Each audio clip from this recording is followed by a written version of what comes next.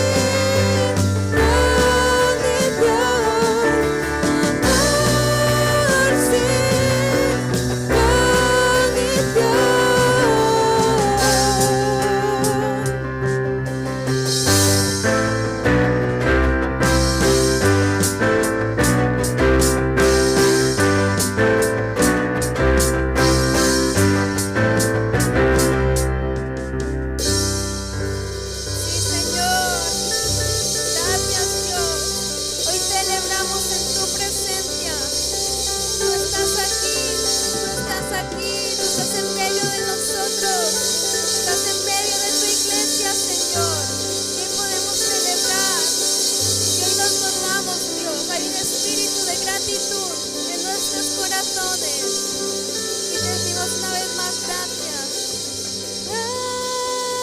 Gracias, te doy gracias por tu amor sin condición en esa cruz. Gracias, te doy gracias por tu perdón, la salvación en esa cruz. Gracias, te doy gracias por tu amor sin condición en esa cruz. Gracias, te doy gracias por tu perdón, la salvación en esa cruz. Amor sin condición, amor sin condición, amor sin condición, amor sin condición.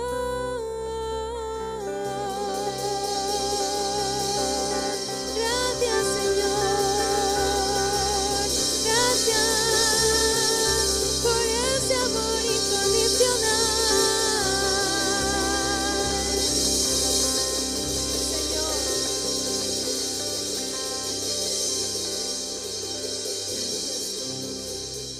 qué hermosa presencia hay en medio de nosotros.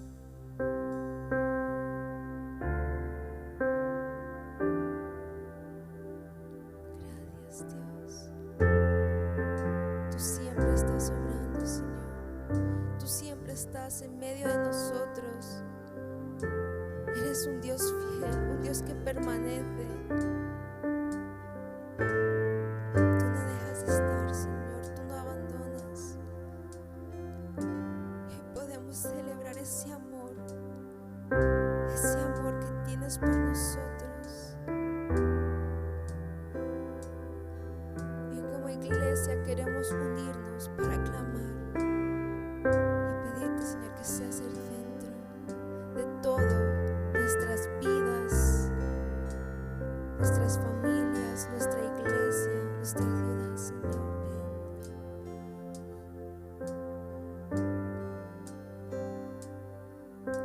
El centro de todo eres Jesús. El centro de todo eres Jesús. Desde el principio y hasta el fin, tú has sido y siempre serás Cristo. Cristo. El centro de todo eres Jesús. El centro de todo eres Jesús.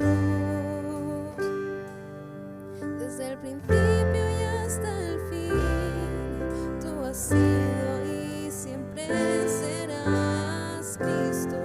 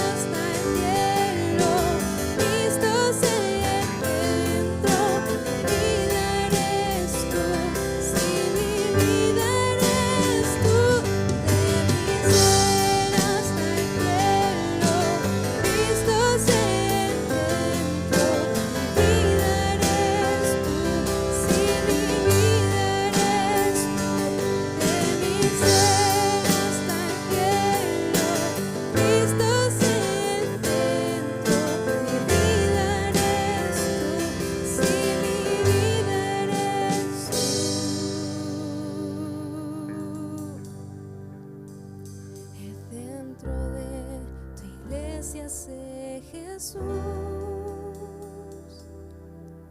El centro de tu iglesia sé Jesús. Cada rodilla se doblará y toda lengua te confesará. Cristo, Cristo. El centro de tu iglesia sé Jesús. El centro de tu iglesia sé Jesús. Cada rodilla se doblará y toda lengua te confesará. Cristo, Cristo, tú eres el centro. Nada importa más que tú. Nada, nada. Todo el universo gira en pos de ti, Jesús. De ti, Jesús. Tú eres el centro. Nada importa más que tú.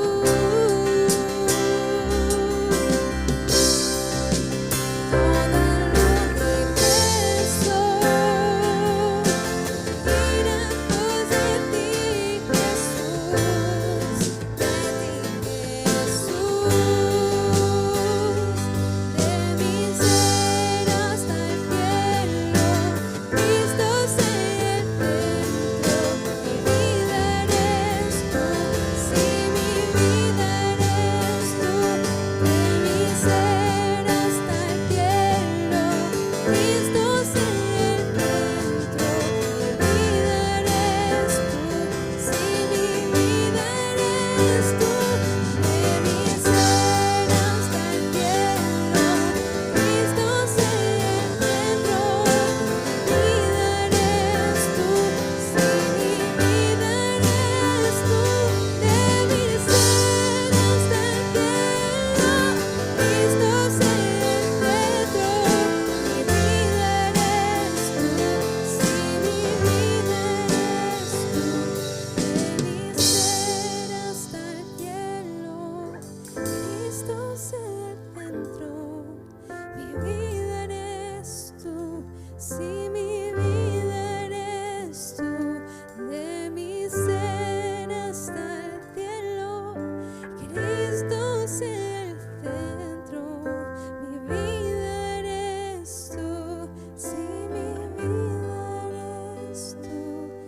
De mi ser hasta el cielo, Cristo es el centro. Mi vida eres tú, sí, mi vida eres tú. De mi ser hasta el cielo, Cristo es el centro. Mi vida eres tú, sí, mi vida eres tú. Señor, y queremos terminar este tiempo maravilloso como hemos cantado en este mismo espíritu. Esta primera semana tras acabar este ayuno que ha sido maravilloso, donde nos has hablado un nuevo comienzo, Dios. Y queremos terminar pidiéndote esto, sé el centro, Señor.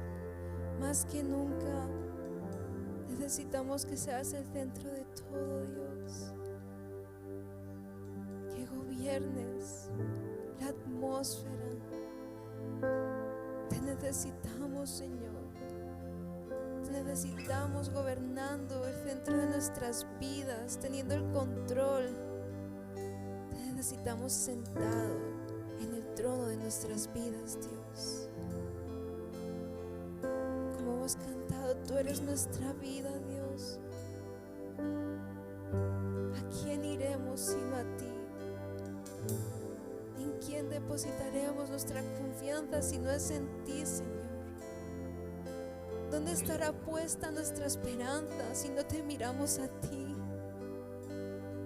Por eso te pedimos, sé el centro, Dios. Sé el centro de mi ser hasta el cielo. Cristo, sé el centro. Mi vida eres tú. Sí, mi vida eres tú. De mi ser hasta el cielo. Cristo, sé el centro. Mi vida eres tú. Sí, mi vida eres tú. De mi ser hasta el cielo. Cristo, sé el centro. Mi vida eres tú. Sí, mi vida eres tú. De mi ser hasta el cielo. Cristo, sé el centro. Mi vida eres tú. Sí, mi vida eres tú. De mi ser hasta el cielo. Cristo, sé el centro. Mi vida eres tú. Sí, mi vida eres tú.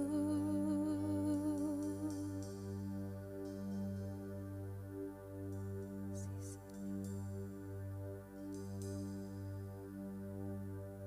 Gracias, Dios. Tú estás tomando el primer lugar en este instante, en nuestras vidas, en nuestras casas, en nuestra ciudad, Dios. Tú lo estás haciendo. Gracias, Señor. Y terminamos este tiempo glorificándote y bendiciéndote, Dios. Tú eres el único merecedor de toda gloria y honra. Te bendecimos y te damos gracias por lo que has hecho en este tiempo tan especial y íntimo. Gracias, Dios. Amén.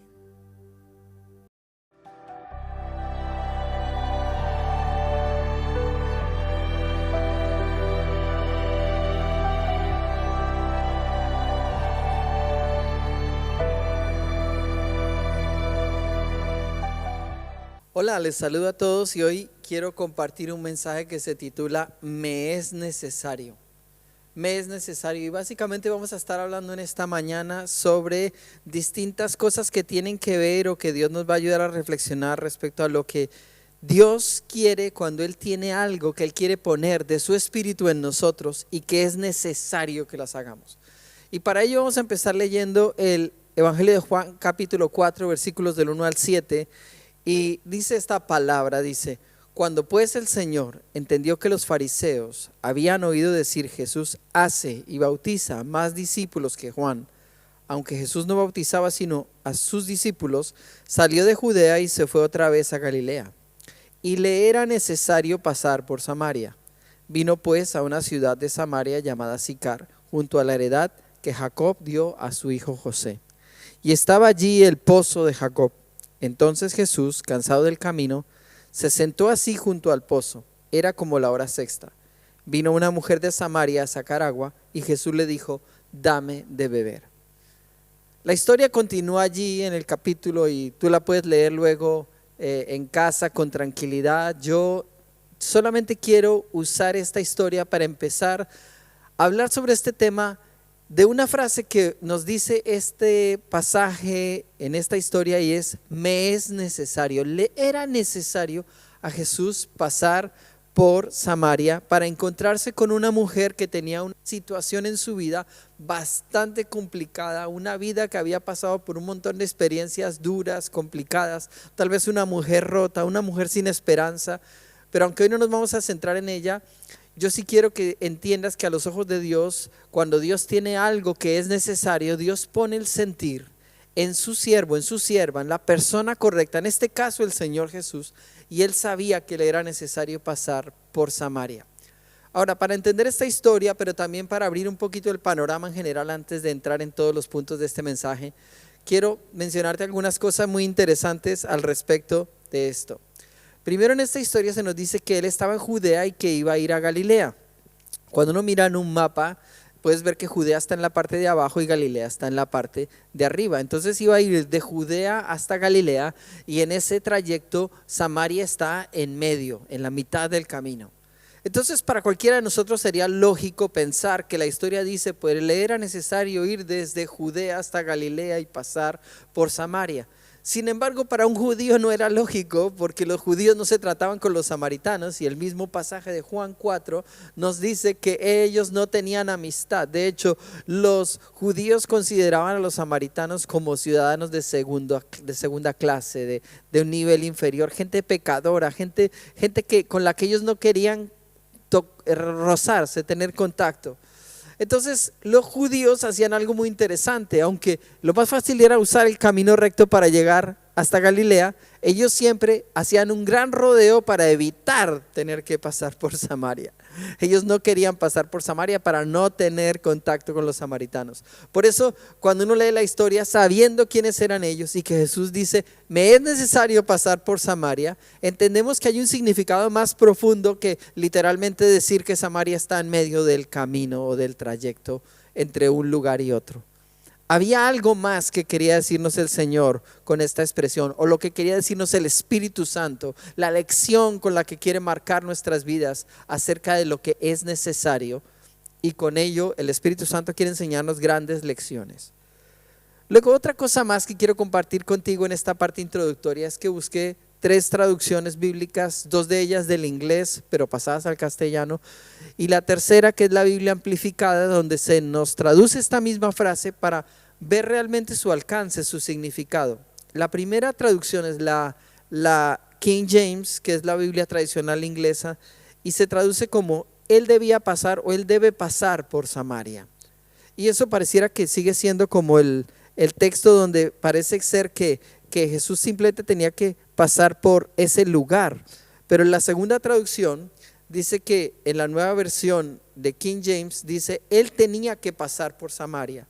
Y por último dice en la versión amplificada que le era necesario que él pasara por Samaria. Y tal vez esta última es la que refleja mejor lo que realmente quiere decir el texto bíblico cuando dice que algo es necesario. Algo necesario no significa que algo es normal, como que es el cauce normal, sino que cuando algo es necesario, aunque haya que incomodarse, aunque haya que cambiar el camino, aunque haya que desviarse para llegar a un objetivo, es necesario, es importante. Hay algo que es significativo, y hay algo que nos ocurre a nosotros en nuestra mentalidad, y es que nos gusta buscar más lo que es cómodo que lo necesario.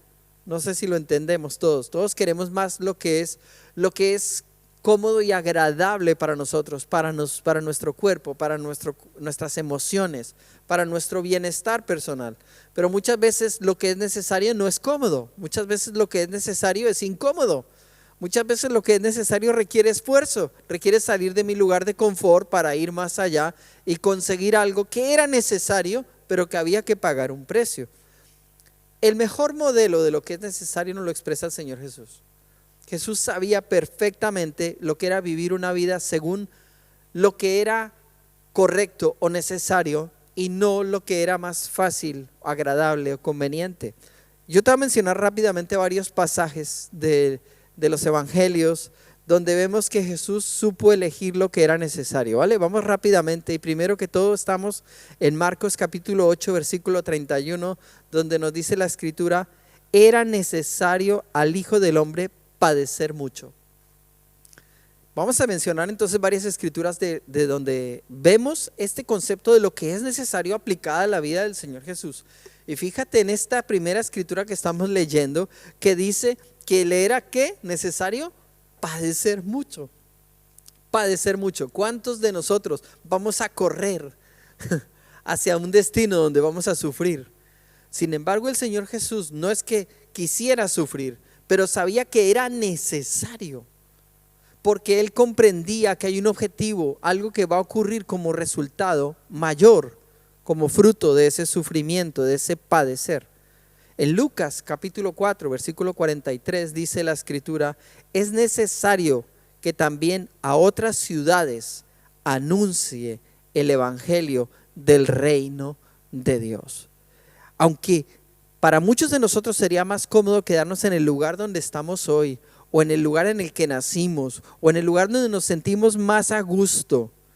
De verdad, uno podría quedarse en su iglesia local asistiendo a los cultos, todo lo más fácil, ¿cierto? Recibiendo una buena palabra, disfrutando de las relaciones con los demás. Pero el Señor nos llamó a ir, a incomodarnos y salir a las calles, salir a otras ciudades, salir a otras naciones, pagar un precio para que otros logren escuchar y recibir la salvación. Y es necesario salir e ir a otras ciudades, y eso puede incomodarnos un poco. Pero Jesús sabía que su misión no era ser cómodo, era hacer lo que era necesario para que el mensaje del reino llegara a todos. Juan capítulo 9, versículo 4 nos dice también: me es necesario hacer las obras del que me envió. Entonces él aquí nos dice que él rendía el derecho del deseo personal en pro, en aras de hacer la obra que le había sido encomendada.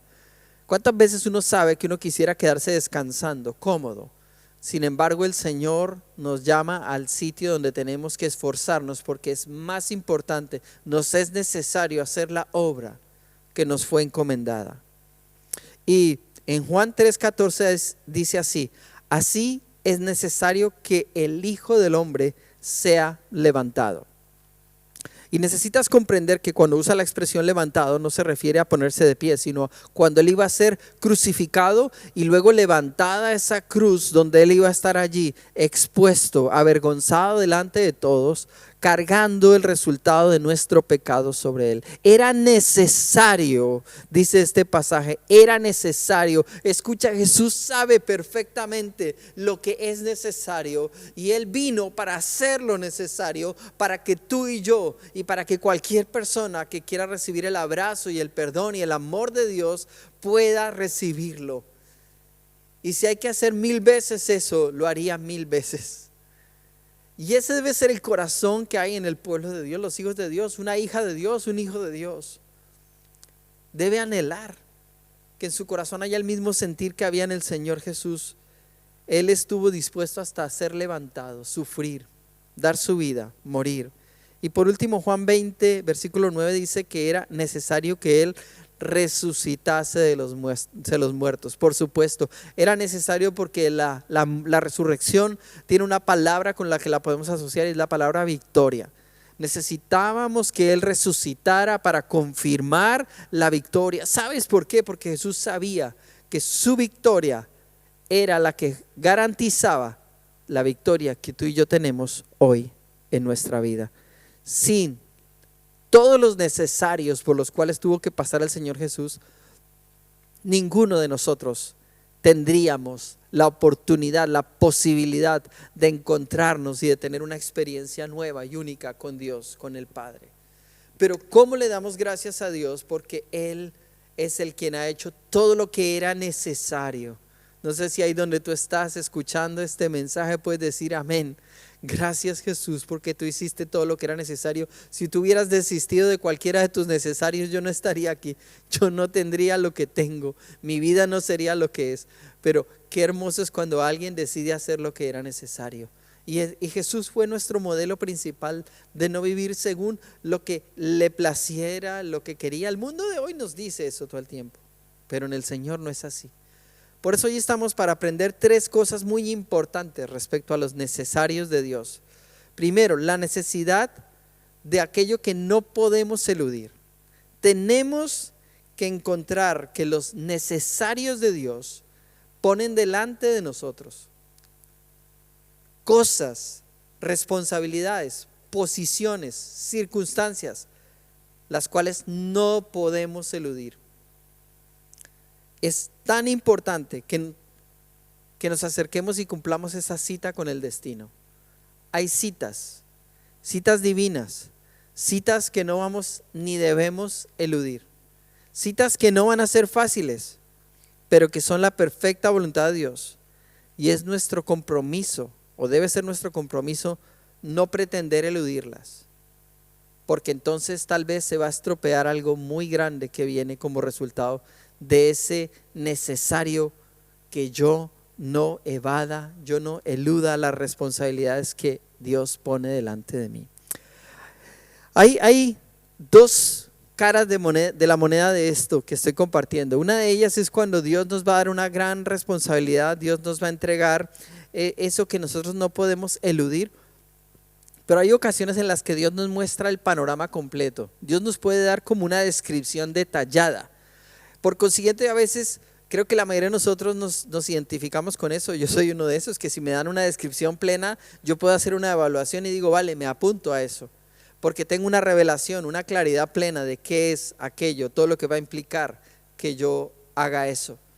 Pero hay otras veces en las que Dios no da explicación completa, Dios no da razón del por qué, Dios solamente parece que bosqueja unas pequeñas pinceladas de información para demostrarnos que hay un plano escondido detrás de algo grande, extraordinario que va a ocurrir, pero que depende solamente de la obediencia a esas pequeñas pinceladas y que necesitamos obedecerlas aún sin tener toda la información completa. Vamos a pensar en los dos casos. Pensemos en el primero de ellos, cuando Dios nos da la información previa completa.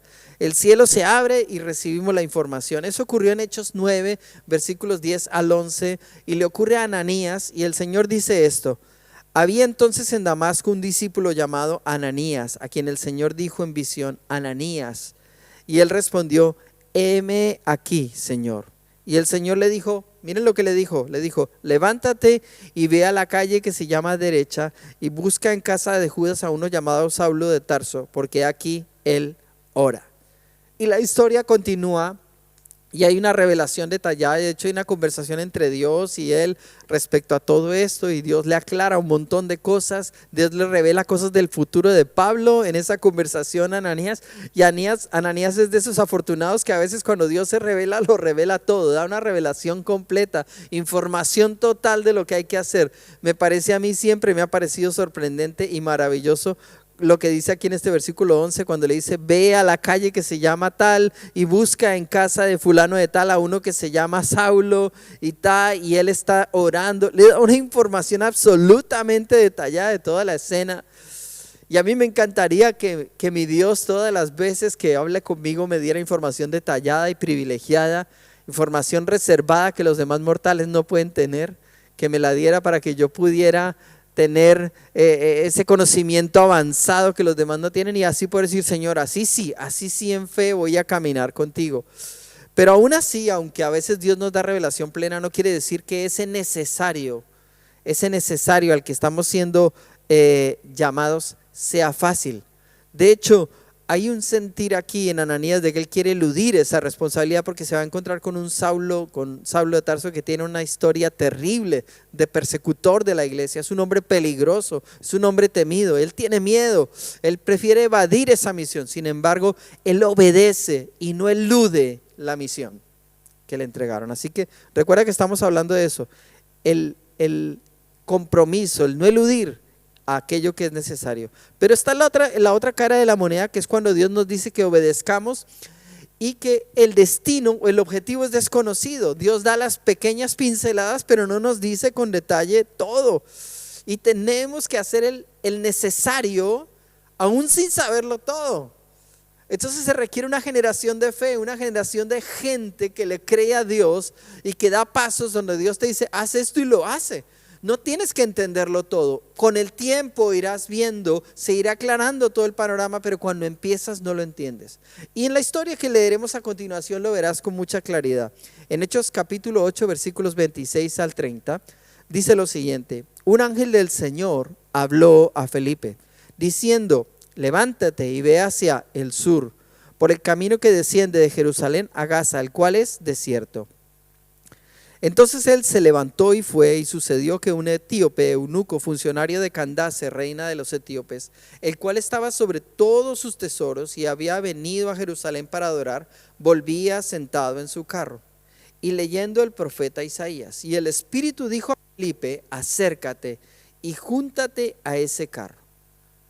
Acudiendo Felipe, le oyó que leía al profeta Isaías y dijo: pero ¿entiendes lo que es? Hasta ahí nuestra lectura.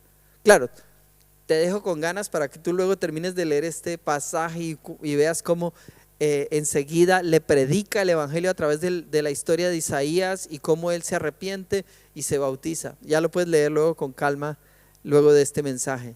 Pero quiero que te quedes conmigo en este momento en pensar en lo que Dios le dijo a Felipe.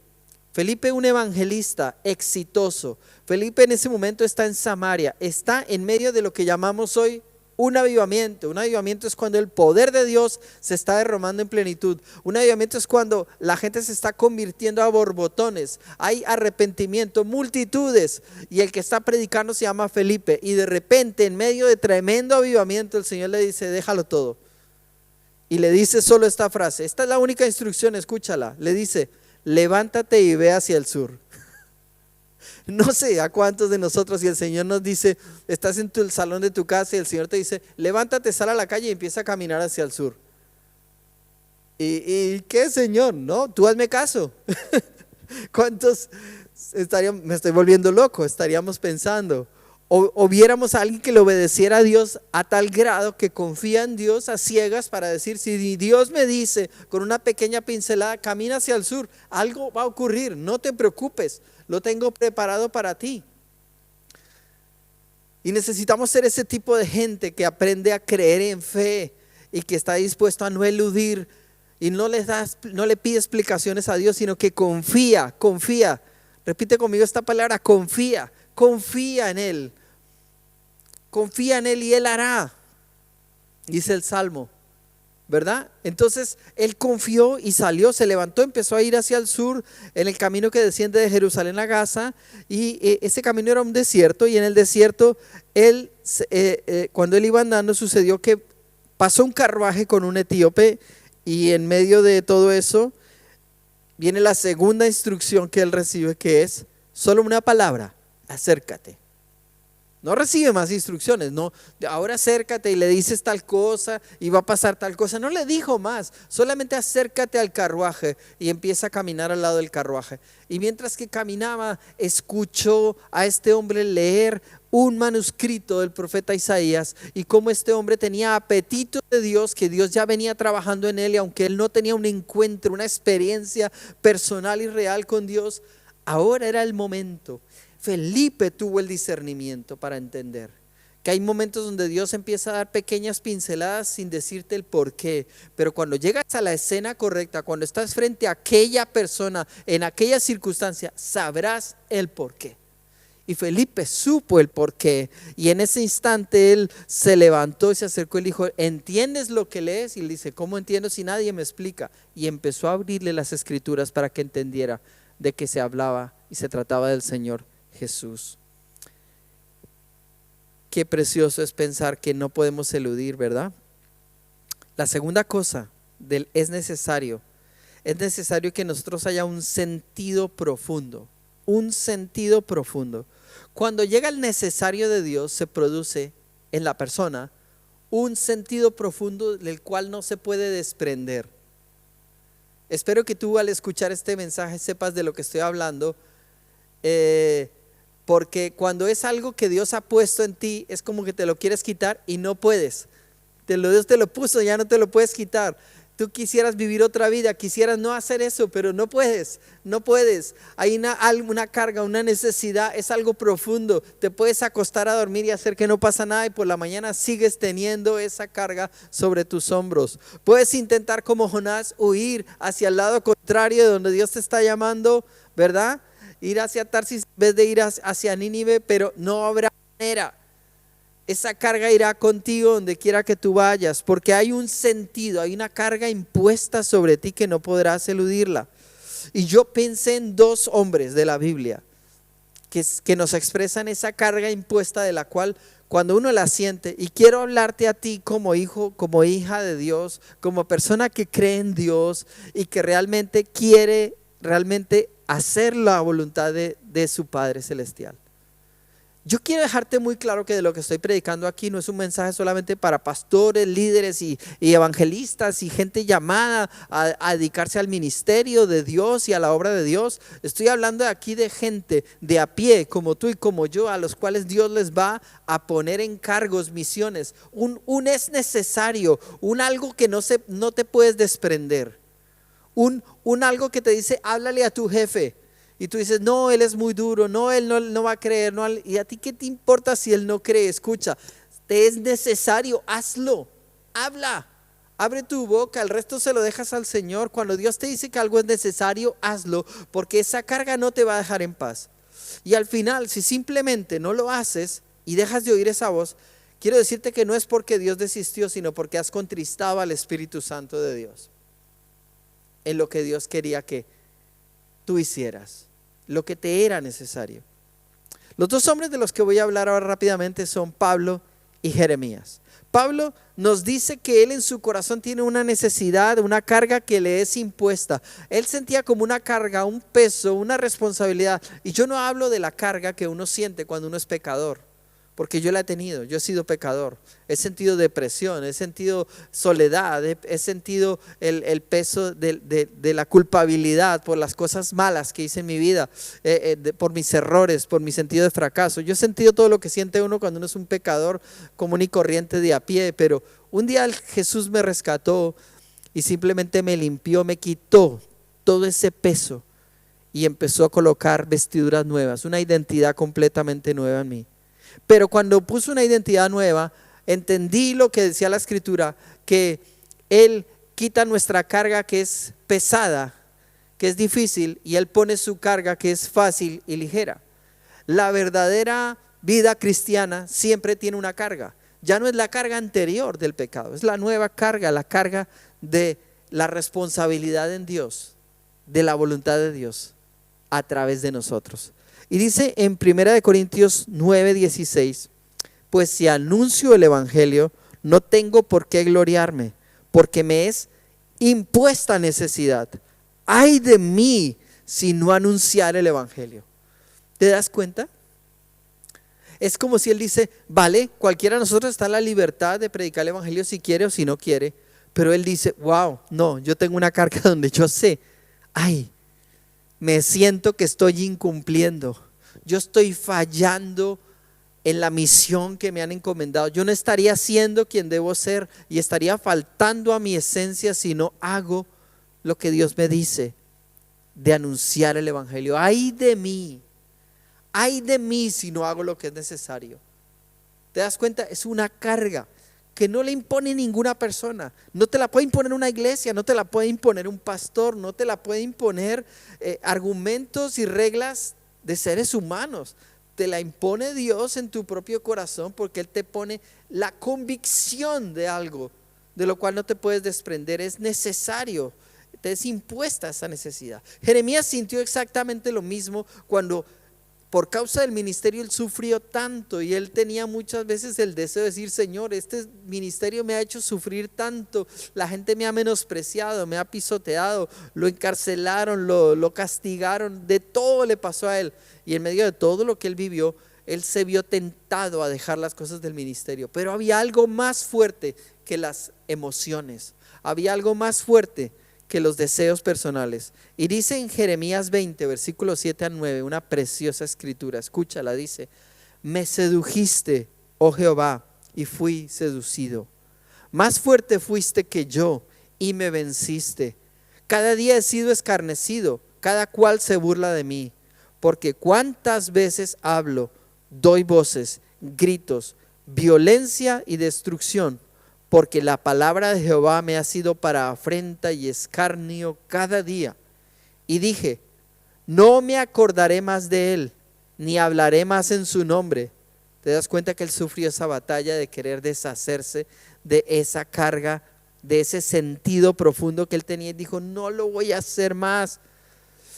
Versículo 9 dice, no me acordaré más de él, ni hablaré más en su nombre. No obstante, había en mi corazón como un fuego ardiente metido en mis huesos. Traté de sufrirlo y no pude. Cuando dice traté de sufrirlo, es traté de adaptarme y de autoconvencerme de que podía seguir siendo un buen hombre y amar a Dios sin necesidad del sufrimiento de hacer aquello que Dios me había dicho que tenía que hacer. ¿Y cuántos y a cuántas no les pasa esto?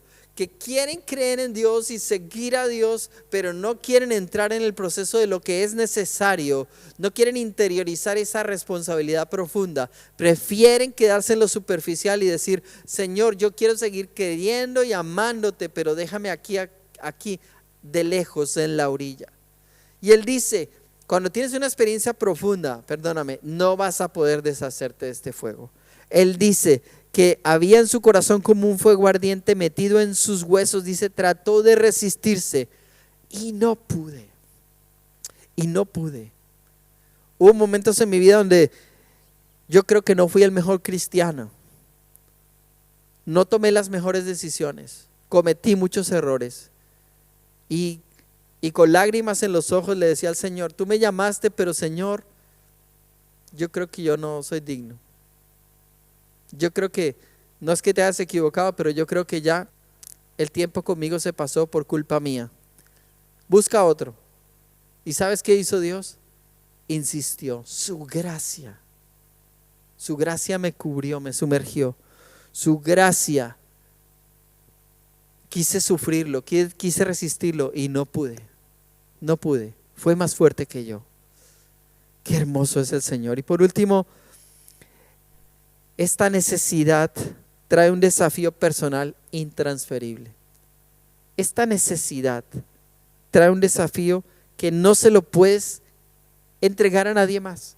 Esto no es una carrera donde entregamos la posta, el relevo, y otro: yo no quiero, ahora llévalo tú. Así no funciona esta carrera. Todo el tramo que te corresponde a ti tienes que correrlo tú. Cuando corras todo el tramo que representa tu vida, cuando la termines y hayas corrido bien tu carrera, puedes entregar la posta a la siguiente generación.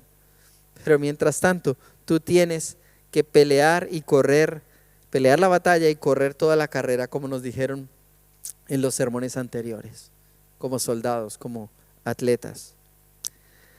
Entonces, este llamamiento, esto que es necesario, tiene nombre propio. Es como un documento, es como un cheque de esos que están no al portador, sino con el nombre propio de alguien, y esa persona no puede transferir ese cheque, sino que solo lo puede ingresar en su cuenta bancaria y no se lo puede endosar a nadie, ni se lo puede transferir a nadie. En este caso es así. El llamado de Dios es algo intransferible. Y si yo quiero evadirlo y no hacerlo, puedo hacerlo. Un día Dios llamará a cuentas a aquel al que Dios le entregó algo y no lo quiso hacer. Pero tú no puedes transferirlo. Tú no puedes decir: no lo hago yo, que lo haga otra persona. Tristemente, eso no te eximirá de esa responsabilidad, porque este desafío de Dios es totalmente personal y totalmente intransferible. Y la persona que viene a mi mente, el personaje bíblico que viene a mi mente es Moisés. En Éxodo capítulo 4, versículos 12 al 14 leemos algo increíble. Dice: ahora pues, ve, y yo estaré con tu boca. El que está hablando es el Señor diciéndole a Moisés: ve, estaré con tu boca y te enseñaré lo que hayas de hablar. Y él dijo: ay, Señor, ruego por medio del que debes enviar. Entonces Jehová se enojó contra Moisés y dijo: ¿no conozco yo a tu hermano Aarón levita, y que él habla bien? Y he aquí que él saldrá a recibirte, y al verte se alegrará en su corazón. Y a mí me impresiona cómo muchos de nosotros nos atrevemos a darle respuestas como estas a Dios. Cuando decimos: ay, Señor, perdóname, no quiero que te enojes, perdóname. Ay, Señor, con todo respeto. Ay, Señor, quiere decir, de pronto no te va a gustar lo que te voy a decir, pero ay, Señor, prepara el terreno como para decir: Señor, te voy a decir algo en lo que creo que puede que tú y yo discrepemos, que tengamos una diferencia de opinión, incluso creo que puedes haber estado equivocado. Y le dices: Señor, creo que te has equivocado en el que has elegido. Yo creo que has venido a hablar conmigo, pero te has equivocado, has tocado la puerta incorrecta. Creo que el que estás buscando está en otro lado, no soy yo no soy esa persona. Y entonces Moisés recibe un llamado directo de parte de Dios y sin embargo él quiere cerrar la puerta y transferir. Y él dice, parece tan espiritual, diciendo, bueno Señor, como yo no soy digno, como yo no soy tan espiritual, como yo no llevo tanto tiempo en la iglesia, como yo vengo de una vida tan oscura, como yo todavía tengo problemas con ciertos pecados, Señor, yo no soy digno, yo no soy apto, yo no soy la persona correcta con la que puedes contar. Y sacamos todos los argumentos para tratar de convencer a Dios que no somos, y qué irrespeto con el Dios que hizo los cielos y la tierra para que nosotros, ¿quiénes somos nosotros para que le podamos decir a Dios que si Él nos elige en nosotros no somos o no podremos hacer aquello por lo cual Él nos ha llamado? ¿Verdad que no? No somos nada para decirle a Dios. Por eso digo que es increíble cómo uno puede llegar a tener la postura de Moisés para decir esto. Y cómo el Señor le dice, concluyendo todo esto, el Señor no le aceptó y le dijo, ok, está bien Moisés, perdóname, tienes razón, me equivoqué, yo iba a tocarle al de la puerta de al lado, a tu vecino. Sino que dice que el Señor se enojó con él. Y pensando en esto, qué peligroso es cuando hay un necesario para nuestra vida y nosotros queremos eludir el necesario y transferirlo a otro y hacemos enojar el corazón de Dios. ¿Será que el corazón de Dios hoy está enojado contigo? Quiero decirte una última cosa para concluir este mensaje. ¿Cuál es el necesario de Dios para ti? ¿Cuál es el necesario de Dios que te está esperando? ¿Qué es necesario que hagas o que debiste haber hecho de un tiempo para acá y no lo has hecho? ¿Cuáles son esas decisiones o pasos de acción que necesitas tomar ahora? No hay excusas, no hay pandemias, no hay argumentos de iglesias ni de personas. Es una decisión personal. Toca tu puerta. Tú eres en este caso Moisés, el Moisés de la historia, y viene a llamarte a ti. Y solo hay dos respuestas: heme aquí, Señor, como Isaías, o puedes decir, Señor, envía otro. Este es el tiempo de los necesarios, no de los placeres personales. Vamos a hacer una oración.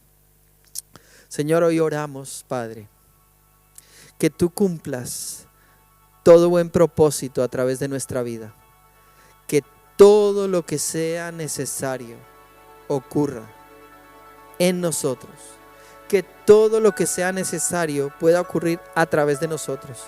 Nos ofrecemos en el altar como sacrificios vivos, santos y agradables, como nos enseña la palabra, para pedirte, Señor, que a partir de ahora puedas hacer cosas grandes, que se acaben los limitantes que te hemos puesto y te podamos decir, Señor, aquí estamos, límpianos y haznos portadores de un río de gracia, de vida, del mover del Espíritu Santo, y déjanos ver cosas maravillosas que ocurran a través de nuestra obediencia, haciendo lo que es necesario. Amén. Amén. Que el Señor os bendiga.